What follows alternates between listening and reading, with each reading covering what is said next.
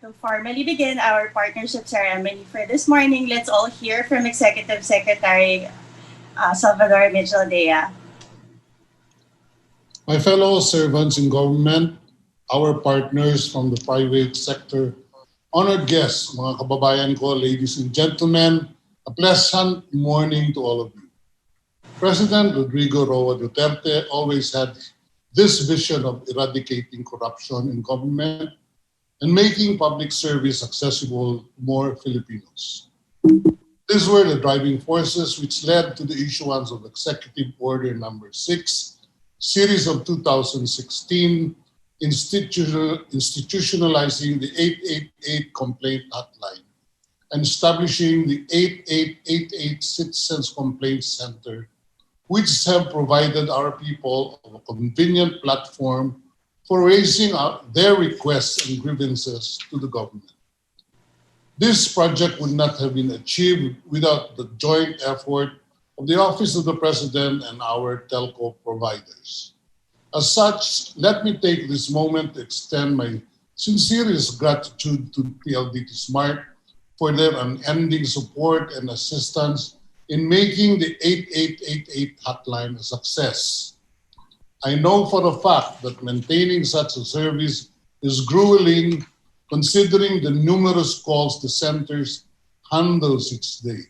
Yet telecom partners are able to cope up and provide quality service to help our countrymen with their concerns.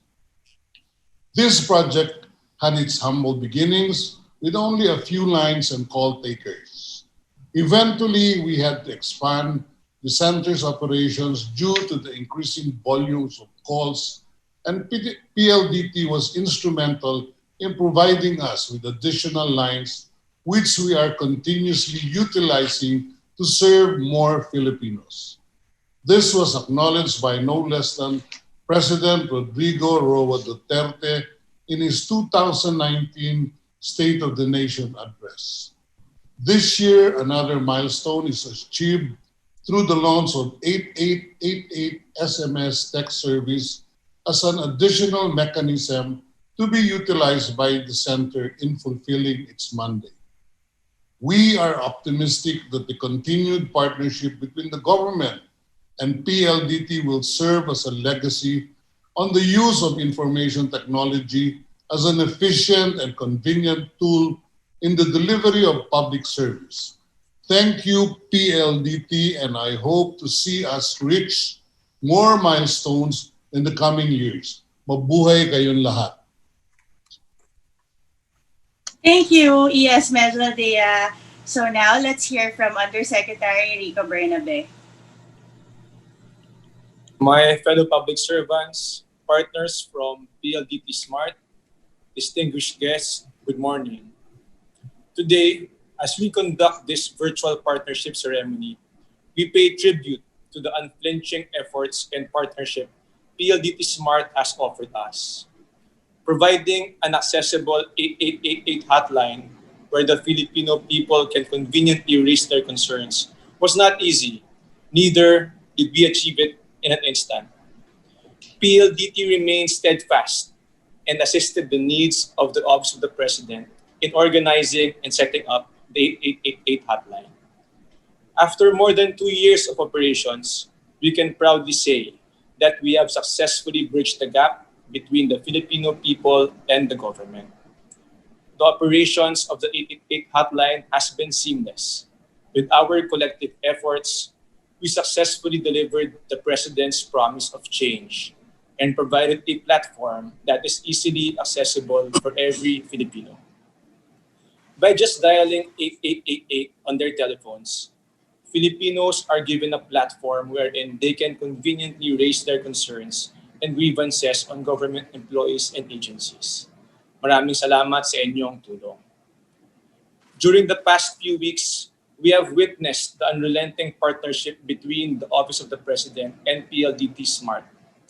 Despite the challenges of 2020, the 8888 Center remained on track and successfully launched the SMS service, an additional communication channel which enables Filipinos to send text messages to the 8888 hotline for their complaints or requests for assistance.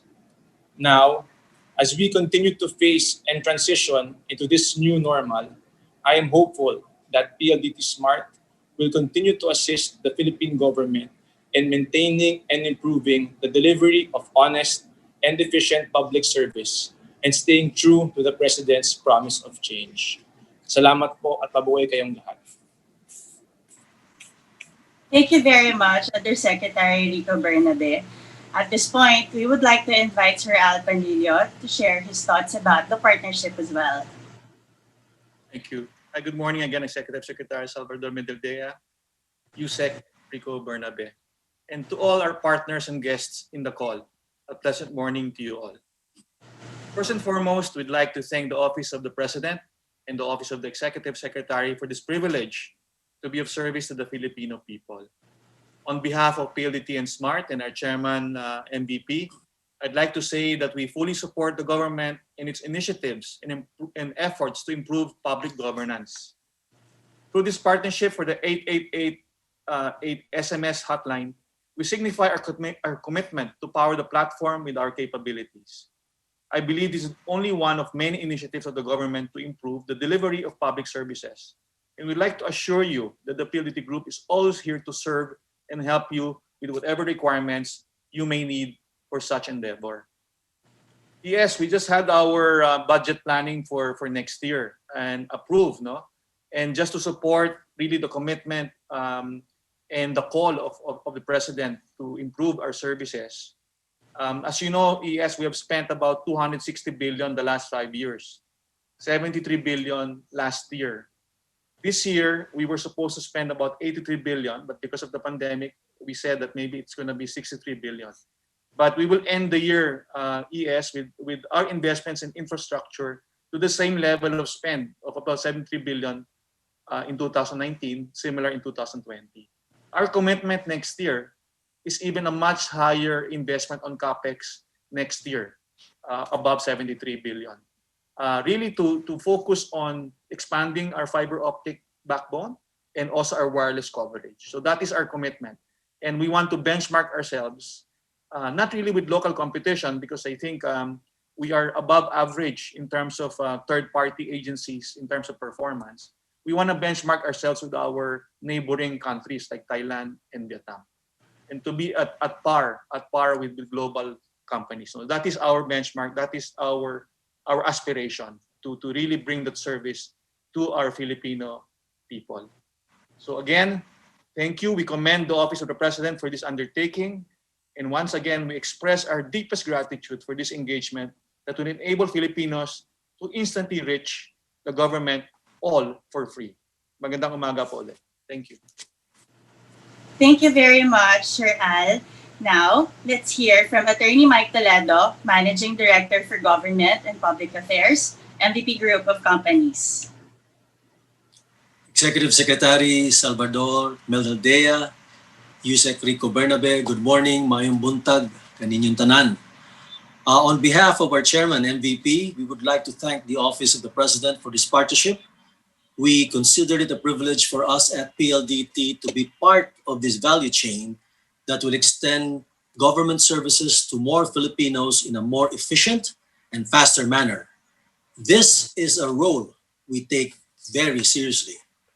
Sa kampanya pa lamang hanggang siya ay nahalal bilang Pangulo, isang aspeto ng panunungkulan na gustong sumpuin ni President Duterte ay ang korupsyon at ang red tape. And I recall at the start of the Duterte administration, E.S. Medaldea hit the ground running and called for a meeting precisely for this purpose. This is why, as the largest integrated telco company in the Philippines, it is our role at the PLDT Group to provide telecommunications and digital services to Filipinos, businesses, and entities, including the government. As your technology partner for this endeavor, we assure you that you can depend on the quality, resiliency, and data privacy of the platforms and solutions we have deployed for this service. Kami po ay naniniwala na ang platformang ito ay napakahalagang tulong sa gobyerno laban sa korupsyon at red tape. taos-puso po naming binibigay pugay ang opisina ng mahal nating Pangulo sa gawain ito. Sa muli, kami po ay nagpapasalamat sa pagsasamang ito at kami po ay tuloy-tuloy nang nakatuon sa pagsuporta sa pamahalaan sa lahat ng ginagawa nito para sa ikabubuti at ikauunlad ng sambayanang Pilipino. Maraming salamat po. Merry Christmas po sa inyo lahat at have a safe and happy New Year. Thank you. Thank you very much, Attorney Mike. And I would like to acknowledge the presence of Ms. Kathy Yang Yap, our first Vice President of Corporate Communications for PLDT Smart. We'd like to hear a few words from you, Ms. Kathy. Sure, thank you. It's great to be here, and congratulations all that we're getting this project going. 8888. We take a keen interest in this, in nation building. At a time we're spending so much, as Al was saying earlier, to the tune of 73 billion and more next year. So continue to monitor our progress as we help the government in its own efforts. Thank you very much. Thank you very much, Ms. Kathy. And now we are opening the floor for a few more words from Attorney Roy Ibay, head of our Smart Regulatory Group, to be followed by Sir Anthony Fernandez, the manager of our Smart Regulatory.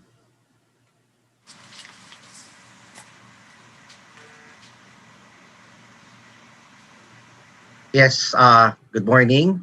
From the PLDT Group, we are very much elated and we're very much proud to be have taken a very crucial role in providing this service to the government. And we hope that through the 888 service, we will continue to be able to take an active role in supporting the programs of the President in being able to address complaints and to be able to improve the public service, not only in government, but also to ensure that the role of the private sector will be able to contribute much in this endeavor. Thank you.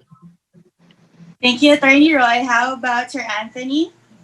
Hi, good morning, ES, Director Gabia, and USEC Rico. As usual, we express our full support for 8888. We've been through this for a couple of years now, getting better. And Sir Joboy, USEC Rico, anytime you need our help, gabi o any time of the night, just call. We're open 24/7 for you. Basta ikaw bubuti ho at ikaw unlad ng bansa. Thank you, sir. Okay, sir. Yes, sir. Nice to hear your voice, Sir Joboy. Hope to see you again in Malacanang soon. Thank you, sir. ES and USEC. Mic mo, kaya ang ganda ng boses mo, ang ganda ng mic mo. Parang boses lang yun, Sir Al. Parang nasa TV, radyo, Atty. Fernandez. Konting investment lang, sir, para you don't strain your voice during meetings, di ba? Maraming salamat sa inyong lahat. And thank you, everyone. So before we close, we would like to hear our Sir Jovi Hernandez for his closing remarks. Thank you, Mikey. Again, maraming salamat po sa inyong lahat, to our government partners. Gusto ko lang po magbigay pugay sa team namin na nagsisilbi sa Office of the President. Victoria, Joy Hilao, Mitch T. Guzman. Alam ko, minsan umiiyak yan sa amin kasi mahirap iserve ang Office of the President. But after all, pag naintindihan ho namin na ginagawa din ho namin to para sa bansa, sumasaya na rin po sila. So similar to what Attorney Fernandez said, 24/7 ho kami sa inyong lahat. Sigurado po ako, simula lang tong 8888. Marami pa po tayong pwedeng gawin in the future. Kami po ay nakahanda parati na tumulong sa inyo. And in the spirit of teammanship, I think on behalf of our chairman, maraming salamat po, ES, and to all of our partners from government. Maraming salamat, team, at ES. Kailan tayo maglalaro? Okay lang. Salamat sa inyong pag-unawa sa amin. Ha? Na kayo minsan Marami salamat. mainginit ang ulo ng mga tao dito pero trabaho lang talaga. Ang daming ginagawa at we just want to achieve what the president wants. Yun lang. Walang personalan sa init na ulo. Salamat. Maraming salamat sa inyo. You have our full Maraming salamat, ES. Utang na And bigay-pugay din po kami kay Director Berna, Head of the Call Center Operations of 8888, and ICTO Head for Director Gabia for helping us make this possible. Thank you. Thank you, everyone. Thank you, Miss Mikey. Thank you. Thank you, everyone. Good morning, Ma'am Bernadette. Salamat sa lahat. Good morning, ES. Salamat. Thank you. Salamat. Thank you. Salamat po. Thank you, everyone. Take care, Ian. Thank you, Thank you. everyone. Ingat Thank kayo. you. Maraming salamat po. Stay safe. Congrats, Mike.